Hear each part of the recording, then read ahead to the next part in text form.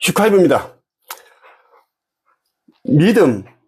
이 믿음은 눈으로 보이지 않는 것입니다. 자, 눈에 보이지 않는 나라에 대한, 세상에 대한 소망. 이 소망은 믿음으로 말미암아 완성이 됩니다. 사람들은 이제 자신이 믿음이 있는 사람이다, 강한 믿음을 가진 사람이다 라고 이야기를 하지만, 그들이 이제 그런 말을 하는 이유는, 대부분 사람들이 그런 말을 하는 이유는 아직까지 거친 파도, 태풍과 같은 그런 시련과 고난이 아직 닥치지 않았기 때문에 그런 말을 할 수 있는 것이고요.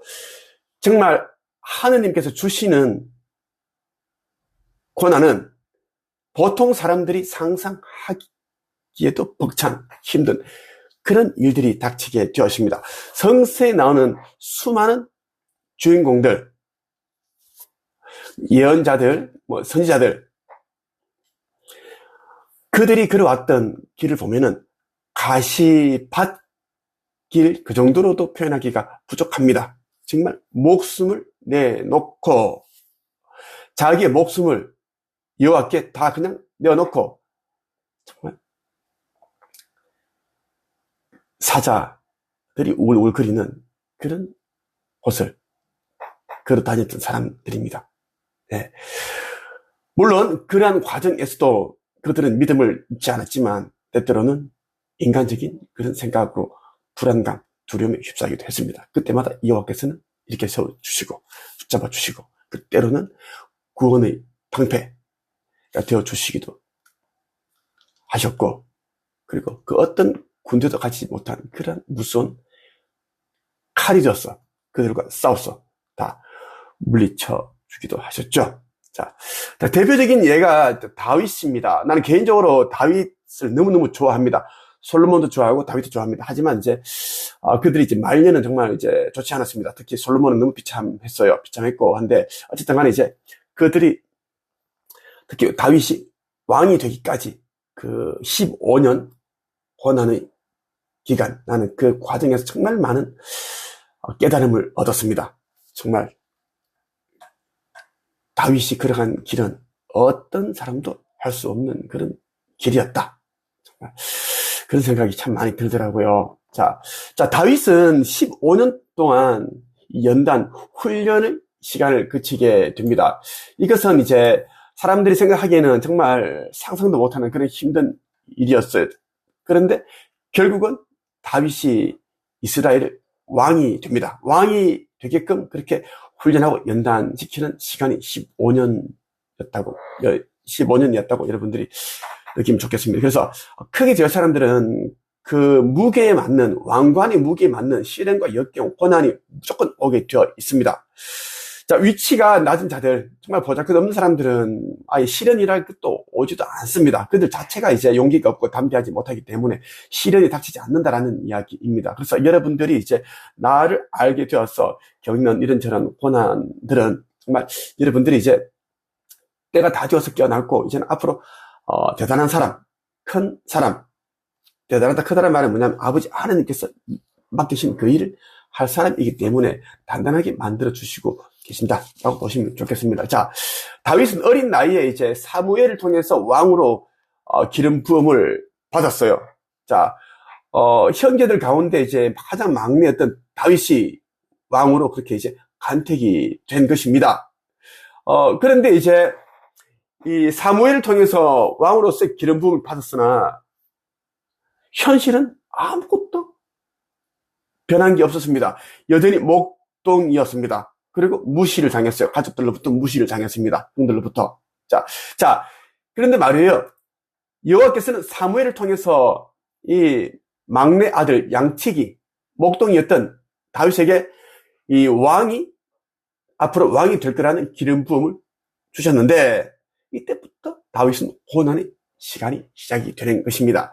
자, 이제 다윗이 속한 나라의 이제 군대와 블레셋의 군대가 이제 전쟁을 치르게 되었습니다.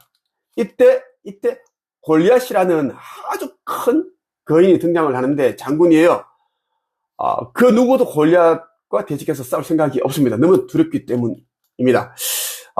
이때 이제 다윗이 담대하게 나서게 되죠. 이런 말을 합니다.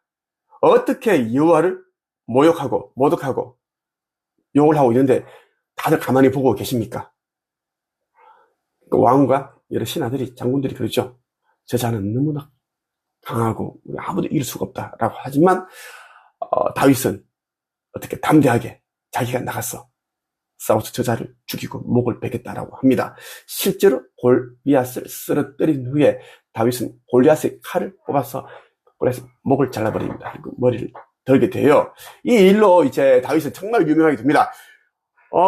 다윗을 모르는 사람이 없을 정도가 됐습니다. 그런데 말이에요. 이것이 또 이제 다윗을 힘들게 만드는 그런 일이 됩니다. 골리앗 죽음 이후에 인생이 완전히 뒤바뀌는데, 이때부터 이제 다윗은 이제 왕이 되기로 예정한 사람이 아니라 사울 왕에게 쫓기는 사람이 되었습니다. 사울은 사람들이 자꾸만 이제 사울은 천천히요, 다윗은 만만이다라는 노래를 자꾸 부르고 하니까 정말 굉장히 화가 났습니다. 두렵기도 하고, 백성들이 이제 자기를 내쫓고 다윗을 왕으로 만들까봐 굉장히 이제 불안감을 느낀 겁니다. 항상 성서에 보면은 이제 불안감을 느끼고 두려움을 느끼는 자들은 자기의 권자 내지 권세를 빼앗길 것인가에 대해서 모른다는 그런 생각 때문에 그런 감정이 휩싸였습니다.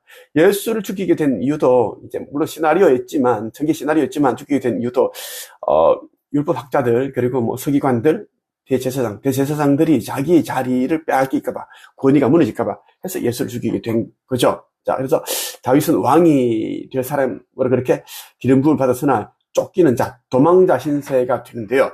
15년 동안 매일같이 불안감과 두려움에 휩싸인 채 숨어 다녀야 하고 굶어야 하고, 동굴에 있으면 뭔가 뽀시락 소리 들리면은 동물 소리인데 불구하고 무서워가지고 벌벌 떨어야 했고, 그런 사람이 됐습니다. 자, 사울 왕은 계속 추격을 해서 이 도망을 다님에도 불구하고 다윗을 죽이려고 합니다. 여러 번 다윗을 죽일 뻔 했습니다. 그런데 그때마다 여호와께서 살려주셨어요. 창을 던지는데 창이 빗나가게 하고 뭐 그렇게 했습니다. 다윗은 궁에 쫓겨나서 뭐 들판, 광야, 동굴을 두들며 도망자의 삶을 사는데 정말 얼마나 비참했겠습니까?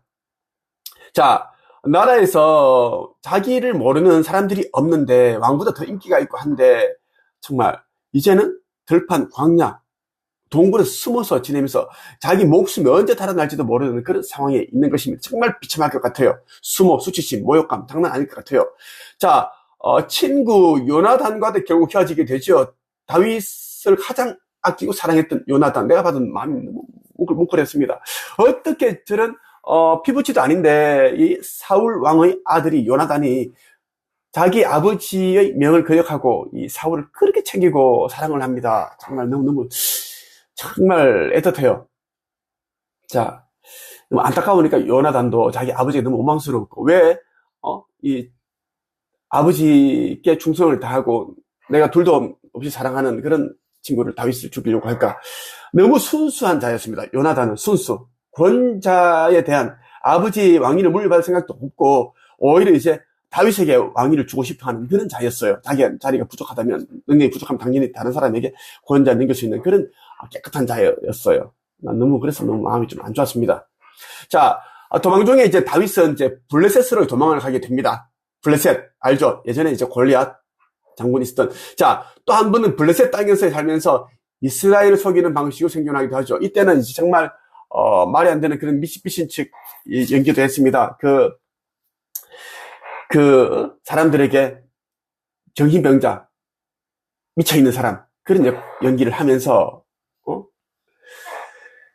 살아남았고 침을 질질 흘리고. 정말 여러분들이 이거 어떻게 생각합니까?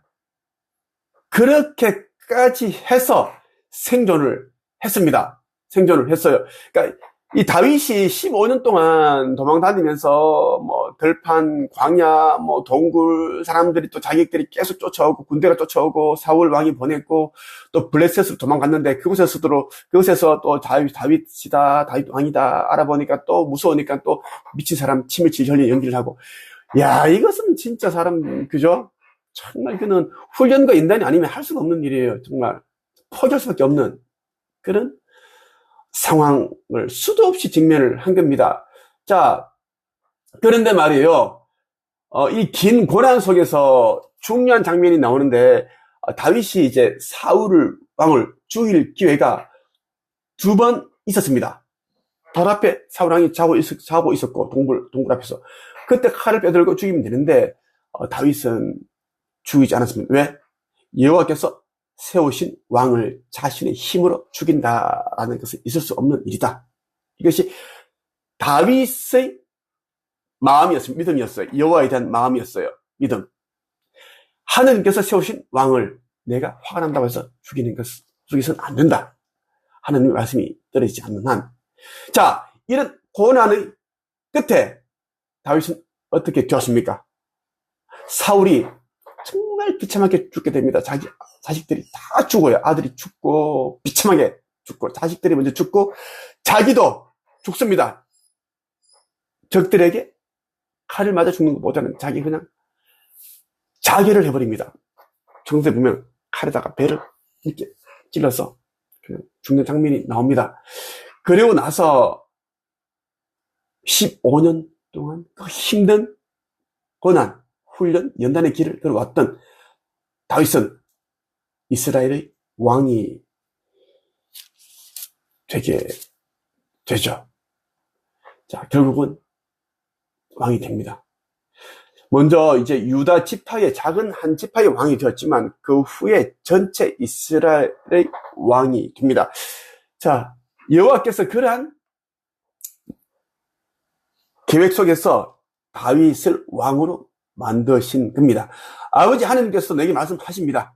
믿음을 가져라, 담대하라, 용기를 가져라. 나는 슈카이브 너와 빛의 일꾼들과 나와 함께하는 자들과 함께하고 있다.